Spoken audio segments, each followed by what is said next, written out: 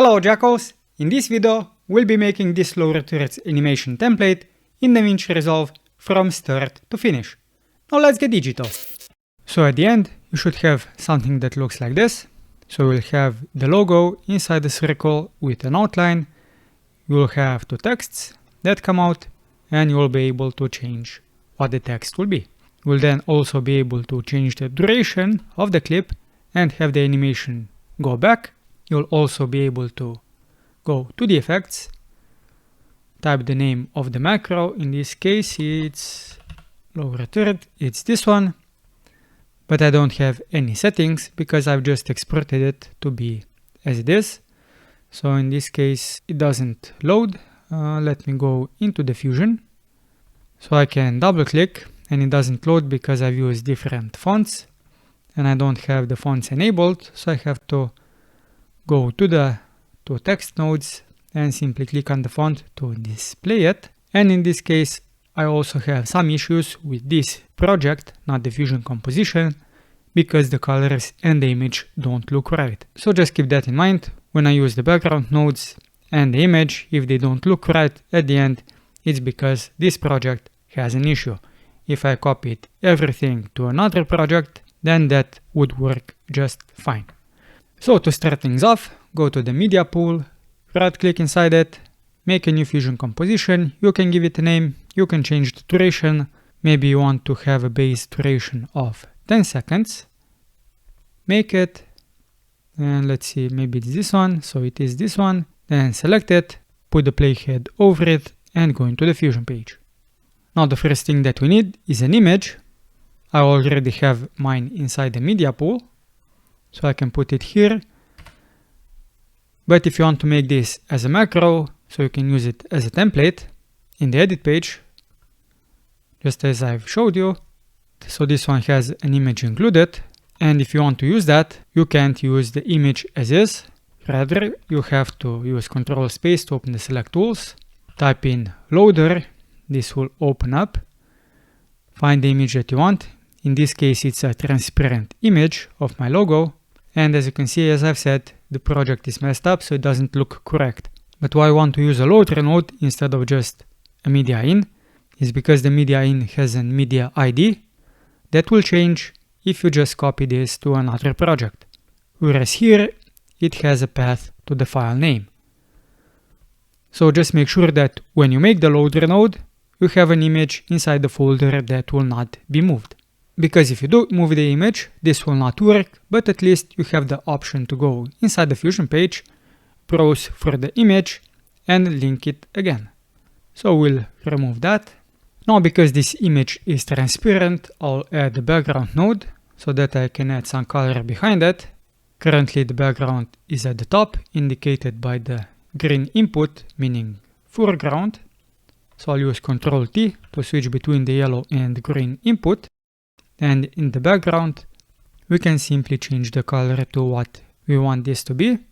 And for ease of use, you can select the node, press F2 and rename it. So maybe this will be background icon. Now currently the background takes up the whole space. So I'll use an ellipse as a mask and simply connect it to the background that we just made. If you want to change the size like this, you can do it like so. Otherwise, you can go to the width or the height in the inspector tab, type in equals, and simply connect the plus to the height or the width depending on which one you've chose. And now you can simply adjust the height or the width, and this will also adjust the other property. Now because these are two separate parts, and if you want to scale them, we will use a transform node to do it and put it here. Otherwise, the merge node also has the size, but this only affects what is connected in the foreground. So using a transfer node, we'll adjust both the image and the background. And what I'll do is I'll simply scale this down and I'll position this, so maybe 0.075 and 0.125. I'll make all of the animations at the end, so first I'll just position all of the elements. So this is now done. What we could add is an outline, but I'll add that at the end by also using this ellipse. For now, I'll just add the background for the text. So for that we need the rectangle node. This one will have width as 1, and as for the height, we'll keep it to be about the same as the height of the circle and just the Y position. We will add the current radius, and we need another rectangle. Connect it like so, and we need the background node so that we can see this. And I'll simply connect it to the main composition. Now we see two rectangles, that's an issue, so select the second one. This one now has the paint node. Merge is selected by default, and what I'll do is I'll simply move it down so that I can see what we actually get. And we need to select the subtract. This now makes a cut in the bottom rectangle, so I'll simply select invert, put the width to 1, and now somehow need to eyeball this center position. So then with this merge node, we can simply animate like this. Of course, this will have to be behind this ellipse, but we can do all of that later. So one is done, we can basically copy these nodes, paste them, connect them here, and in this rectangle, simply uncheck invert, and we will get the bottom half. Now simply change the backgrounds, the color of them, like so. Make this centered. And this would actually have to go a little bit up. Maybe something like this. I'll copy the value and paste it in. So this is done. Now we could also use a transform node to animate this, and you have a couple of ways of doing this, and also it depends on how you want the animation to look. So I could actually use a merge node here and connect this composition to here, and then connect this merge node to the transform. So as you can see, you have a couple of options, but it all depends on how you want to make the animations. Now this looks a bit messed up, so I'll use the range tools and select to grid, so it snaps. So let's see, this one is bottom one, so we can rename this background bottom. You don't have to rename the nodes, but it helps if you do, because you'll have an easier time selecting them once we make the macro. Now inside here, if we want to make an animation, we'll be simply using the center position, as you can see, but we want to mask this part out and also the left part out. How we'll do this is we can use this ellipse, and I'll use another rectangle. So I'll first connect it here. I can connect it to the merge node. As I've said, this mask applies to the input of the foreground, which is this whole composition.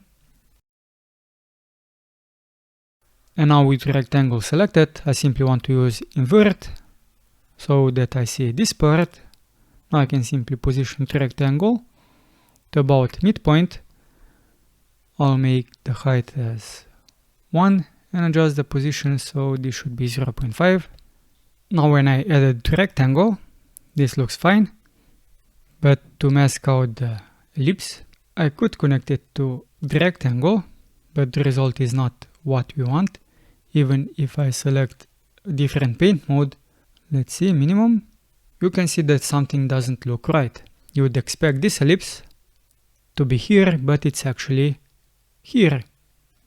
So to make this work, deselect invert for now and disconnect the ellipse. I can make a copy of it and paste an instance of it. And as you can see, this ellipse is actually here and not down here as you want it to be.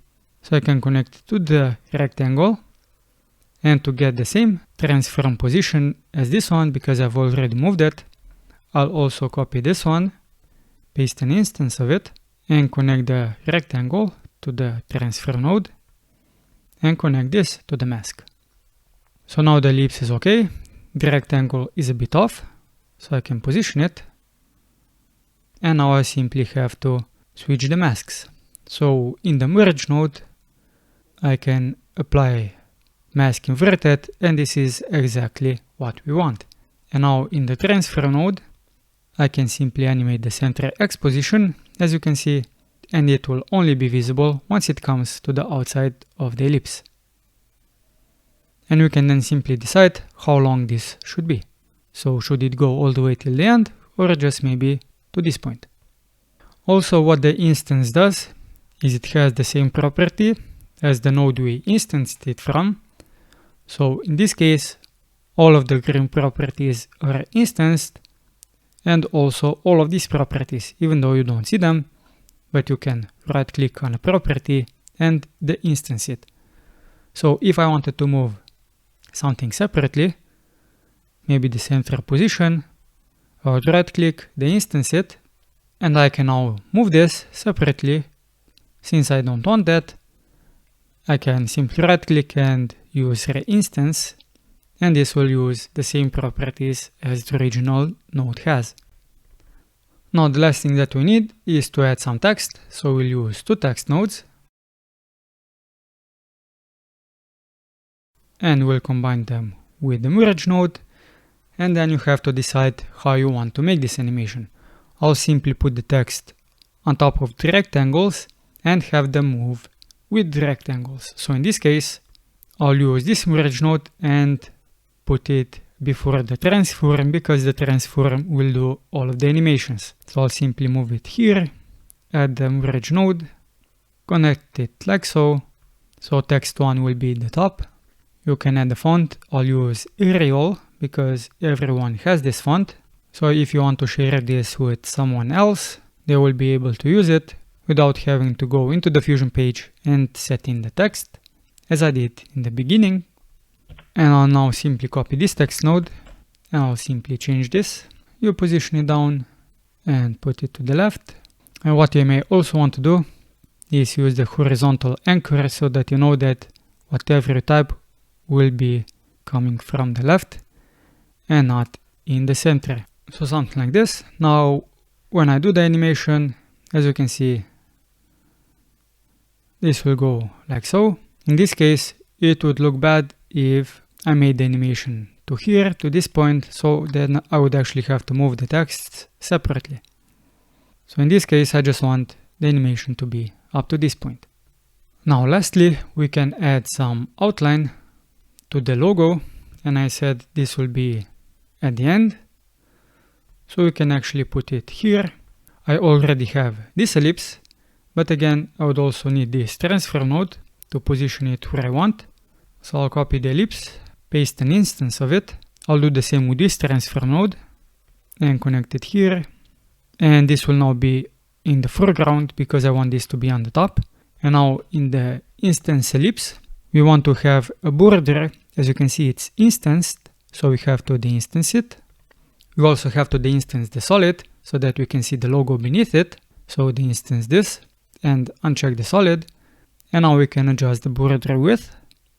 Now, if you want to make any changes separately, like levels, soft edge, you also have to de-instance that.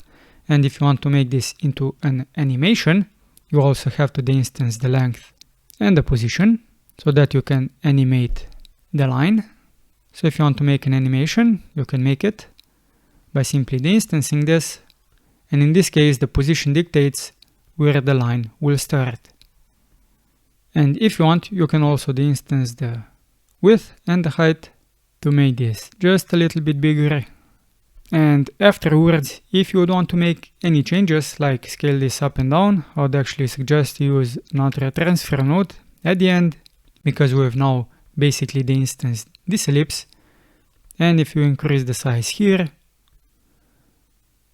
you can see that it doesn't actually change the size of the outline. So in that case, you will want to use a transfer node so that you actually increase the size of everything. But in that case, you will actually have to also position the center position. Why you see this here? Well, because this rectangle that I've used just covers this part. So if I wanted to have a big rectangle that covers everything, I would have to actually position it like this.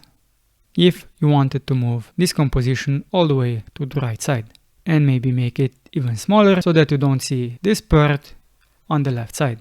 And now let's do the actual animation, and I'll put this to the default values so it's on the bottom left. Now for the animation, if you want to have this reversible, I suggest to make the animations maybe starting at frame 4, because once you make the reverse animation using the time speed node, if you start at frame 0, the animation actually won't disappear when it comes to the end. So at frame 4, what do we want? Let's see. This transform will be hidden, so it can be here.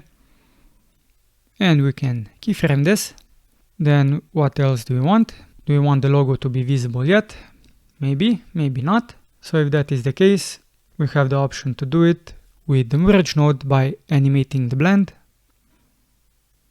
Or we can animate the size to make it pop out a little bit. We could overshoot, not by much, and then come back down. So maybe I'll do just that. So size 0, frame 8, we overshoot by, let's see, 1.2, too big. And at frame 10, we'll go back down to 1. So it's a snappy animation. Now at this point, we would want to hide the background, and we have it, background icon. Now you can't just lower the alpha, as you can see, and you can't use the blend mode because this only applies to the image. So in this case, what we could do, the level hides everything, as you can see. So we could use that. We could use another background node. This would go to the foreground. But inside here, we would actually use a background node and have it transparent. So now we can use the blend in this merge node, just like that. If that's something that we want, we could also animate the size, same as we did with the image.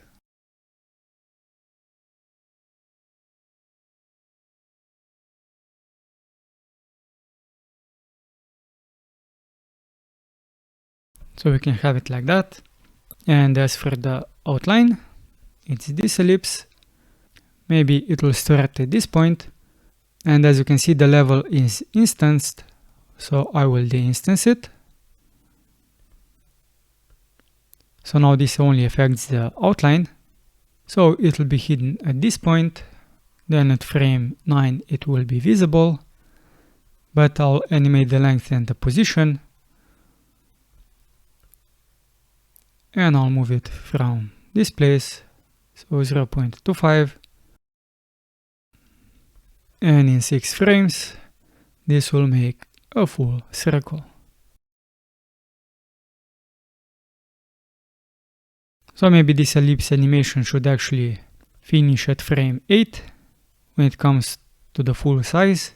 So what I'll do is simply go to the keyframes, have show only selected tools enabled, click on the instance of the ellipse, and what I want to adjust is the level and the length. So I'll simply select these keyframes and move them over so they stop at frame 8. Now let's see how this animation looks like. I think it's a lot better than the previous one, so I'll leave it like this. And also at frame 8, this will start moving in. And this will actually be the start position, which is in the middle. And I'll keyframe it at frame 8, like this. And then maybe it will need 8 frames to move in. We can maybe also overshoot it a little bit, so 0.05. And then it will go to this point, 0.2. So now this is the whole animation. Now this is basically it. You could add a lot more to this animation if you wanted to, and you could also animate these two parts differently, but I'll leave it as it is. Now the only thing that we need to do is to make a macro so that we can use this in the edit page. So the first thing that you need to do is to decide what is the most important thing that you want to change. So maybe in this case, it's the text. So I'll select text 1, text 2. Then we have the backgrounds. So we have these two backgrounds. So we have the background top, background bottom. Now why I'm selecting this in order is because in the order that you select, you will actually see the properties listed like this once you make the macro. I could just select all of the nodes as in a box select, but that would make everything look random and not as easy to use once you make a macro and use it in the edit page. Now, if you want to change the logo, you would actually then select the logo because it's a loader node, and you maybe want to be able to change the image where the logo is located. So I'll select that. I'll then use the background node, and then it will be the instance of this ellipse. Now, in case you would want to be able to change the position, how far this should stretch out, you would actually also use this transform. But if you do change it, you would have to go to the position where the keyframe is set and adjust the middle and ending position. Because this is keyframed, you could also put the ending position here, but then it would still jump to this point. So that's something that you have to take a note of when you do the adjustments of animations inside the edit page. So that's one. And then let's see, I think the transform 3, which is the main transform that changes the size and the position of this whole fusion composition, is actually the last node that we want to change. So I'll select it. And now we have to select all of the other nodes. And you can select them any way you want, but you do have to select all of them except the media out. Then you need to right click on the last node in the composition. In this case, it's this transform node. Go to macro and make one. You can give it a name at the end, but as you can see, the nodes that I've selected are listed in order, so I have text one at the start. Now you have a lot of options that you can enable. I do have a video on that and I'll link it, but in this case, you can actually go to the node that you want and go over the properties.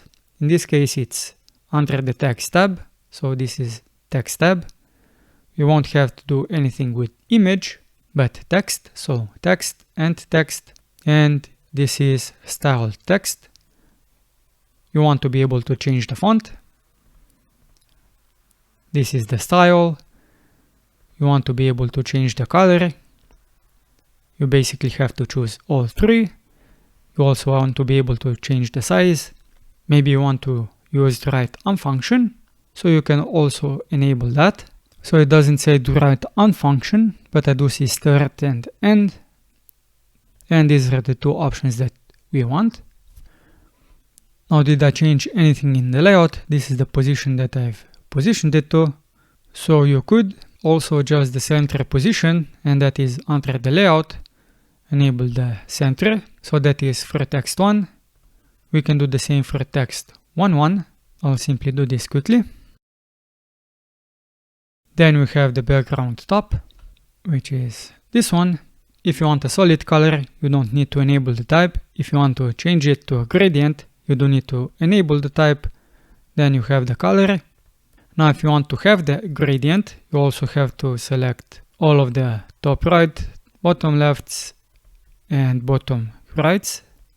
And if you want to have this as a gradient, you also need to enable the start and maybe the gradient type. So you have gradient, this is the start, this is the end, and I think this is about it. So I'll do the same for the background bottom. Now, the only downside of making a macro is if you make any mistakes, you'll have to actually make all of the selections and do all of this clicking again. Now, in the loader node, we want this to be the file name, so enable that option.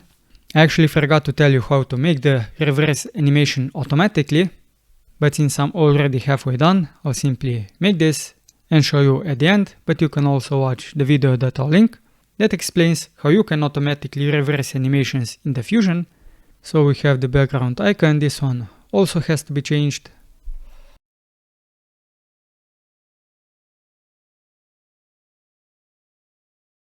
Then we have instance of ellipse. No, it's not, it's this one, instance of ellipse 1.1. Maybe I could decide to change the border width in this one. So this is under controls, border width. Maybe I could also decide on the cap style. I'll leave the animation as it is. And I think this is it. Then we have this transform. which is basically the animation. And inside here, the only thing that I would maybe want to change is the center. And then we have the transform tree. Now this transform was automatically enabled when I made the macro because the output was automatically enabled, and that is because it was the last node in the composition that I've made the macro from. So in this node, I would also use the center position and also the size. Now that is basically it. Now I have enabled all of the settings that I want to change. Then go to a file. I suggest you save as group, because if you do, if you have to make any changes, you will have access to all of the nodes inside of the Fusion page, because if you don't, you will see just one node that has all of these nodes merged together, but you won't be able to access it. So save as group, we'll go to Fusion, Templates, Edit, and this will be a title because we'll simply overlay it on top of a clip. Then give it a name, save it. You may need to wait a little bit so that it actually saves, otherwise you'll need to restart DaVinci Resolve. Now before I go into the edit page to show you how it looks, let's simply reverse the animation. Now I have a couple of moving parts. I have the ellipse outline, I have the image, so that's 2, and I have the background, that's 3, and I have another element here. I could use the anim curves. So in this case the center position is animated, and I could go to the modifiers, go to the displacement, right click, insert anim curves, and in this case I would have to do that 4 times. Instead I'll use a time speed node. I'll also use a displace node or a dissolve node. Dissolve, connect it here, connect this one to the time speed, connect this one to here. In the time speed node, the speed will have to be set to -1. This means that it will go in the reverse direction. So this is how the animation will end. And with the dissolve node, we have to switch automatically between the background, which is this, and the foreground, which is this, automatically and instantly. So when it will be 0, we'll have the intro animation, and then when it comes to this point, this will switch to 1, and we'll have the outro animation. For ease of use, you can simply go to my website. I'll leave a link down below. I have here dynamic transitions, and the code that you want is this one, which switches automatically between the foreground and the background. So now in dissolve, you'll simply type here equals to make an expression, paste the code in. If it doesn't do what you want it to do, in this case it doesn't switch as it should, we'll simply switch the inputs here, Ctrl T, and now we have the start animation and we have the end animation. Now this ending animation will not be present in my Fusion composition that I've just made and saved as a template. As you can see, it's here. So I can put it here, and I'll also add some background so that you can see that it's actually transparent, but it won't have the ending animation. As for the properties, you can see we have the text, we have the font, we can change the color, the size. We have the write on function, and we can also change the position. This comes in handy if you have a different font that is a bit off center. So we have the same for the bottom text. Then we have the color. As you can see, the color is different than what it should be, but that's because this project is messed up, but it should work in other projects just fine. So we have that. We have the path to the image. So let's see if I change the image. So I can change the image. In this case, it would be wise to also include a transfer node for the image so that we can scale it in size, because in this case we can't. And then we have the background. So we can move this. We can move the whole composition. And as I've said, as you can see, now I have a red dot. I've basically changed the animation. As you can see, this is not what you want. So you have to find the last part of the animation. So this is the part that bumps out. So maybe it could bump out to this point. And this is the final position. And the final position would be maybe something like this.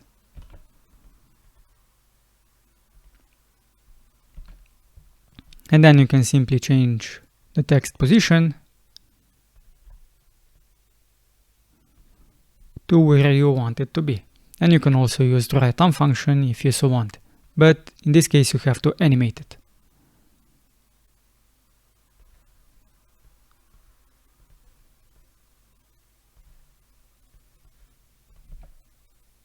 And just quickly, let me open a new project, put this on, and as you can see the background color looks as it should and the image is also not faded.